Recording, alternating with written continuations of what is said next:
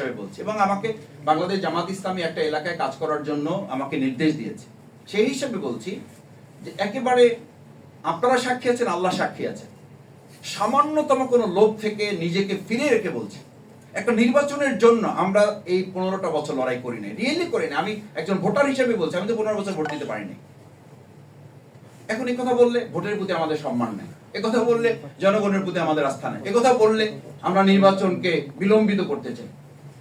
আরে ভাই, নির্বাচনকে বিলম্বিত করতে চান, নির্বাচনের পর কি হবে? নির্বাচনের পর তো আপনাকে আমাকে খুঁজেই পাওয়া যাবে না। আমি এসি রুমে ঢুকে আমার দরজা লক।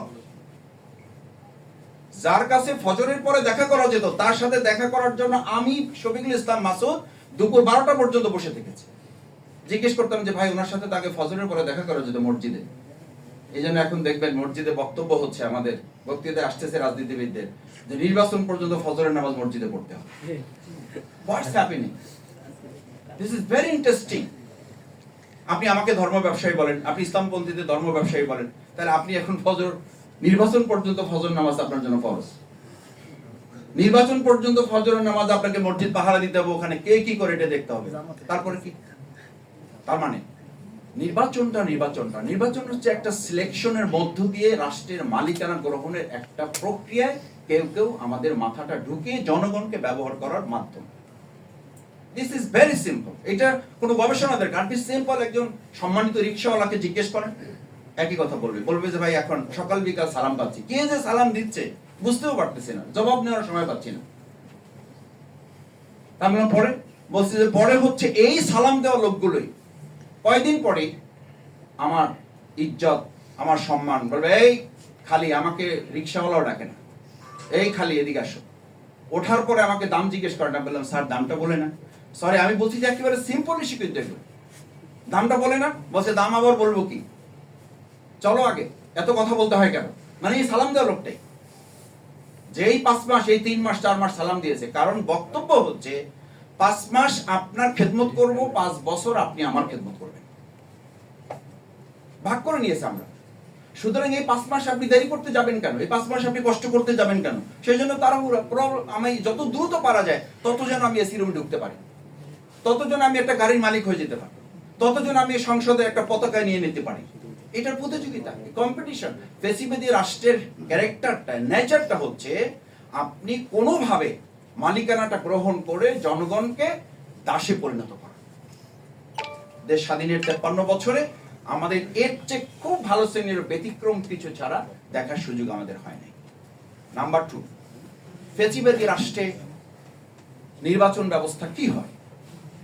নির্বাচন ব্যবস্থা হয় জনগণের মতের বা চিন্তার প্রতিফলন হয় না। প্রতিফলন হয় কিছু সংখ্যক ব্যক্তি। আমাদেরকে বলা হয় এলাকায় যে ভাই, ম্যান টু ম্যান গিয়ে লাভ হবে, পকেট আইডেন্টিফাই করেন। তারপর কি হবে? পকেট আইডেন্টিফাই করে এখন টাকা খরচ করেন না। কত নির্লজ্জ একটা জাতি হিসাবে আমি গোটা জাতিকে মেনশন করছি না। আমরা 15 বছর সমাজ কল্যাণ, সোশ্যাল ওয়েলফেয়ার, মানুষের চিকিৎসা, আপনি এলাকায় গিয়ে দেখবেন মানুষের কত কষ্ট, কত সমস্যা। একটা পরিবার 15 বছর ধরে মাস্টার্স পাস করে বসে আছে, একটা পরিবারে 2টা ছেলে, তার কোনো চাকরি নেই।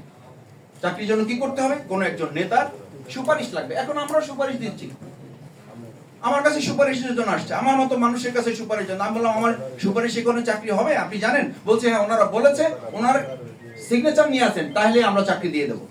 তা আমি ওনাদের কাছে মাঝে মধ্যে জানতে চাই যে আপনারা আমার সুপারিশে বা আমাদের কারো সুপারিশে চাকরি দিয়ে দেবেন, ওনার কি যোগ্যতা থাকলে দিবেন, না থাকলেও দেবেন? বলছে মাসুদ ভাই, আমরা এটাতে অভ্যস্ত হয়ে গেছি। এরপর যদি কোনো অন্যায় করে তাহলে আমি বলতে পারবো যে এটা অমুকের সুপারিশ হয়েছে, আমার কোনো দায়বদ্ধতা নেই। দায়বদ্ধতা আমার ঘাড়ে, বন্দুকটা আমার ঘাড়ে রাখাটা হচ্ছে আমাদের আমলাতন্ত্রের একটা উল্লেখযোগ্য অংশের মানসিকতা। সেজন্য সুপারিশ আপনাকে খুব সম্মান করে করার ব্যাপারটা তা না। আপনার যে সুপারিশটা, এটার অর্থ এইটা নয় রাজনীতিবিদকে উনি খুব সম্মান করেন। এটার অর্থ হলো কোনো অকারেন্স করলে ওটা তার কাছে স্ক্রিন প্রিন্ট করা আছে, দেখাই দিবেন, দিচ্ছেন। এখন ওই যে আমাদের সিএসি উনি বলছেন যে উনি কল রেকর্ড ফাঁসের ভয়ে কথা বলতে চান না, তাহলে আমাদের কথা বলা বন্ধ করে দিতে হবে। সবাই কথা বল, কল রেকর্ড ফাঁস তো আমারও হয়ে যাবে। তা আপনি এমন কথা কেন বলবেন যে কল রেকর্ড ফাঁস হয়ে গেলে আপনি ভয় পান? তাহলে কথাই যদি না বলেন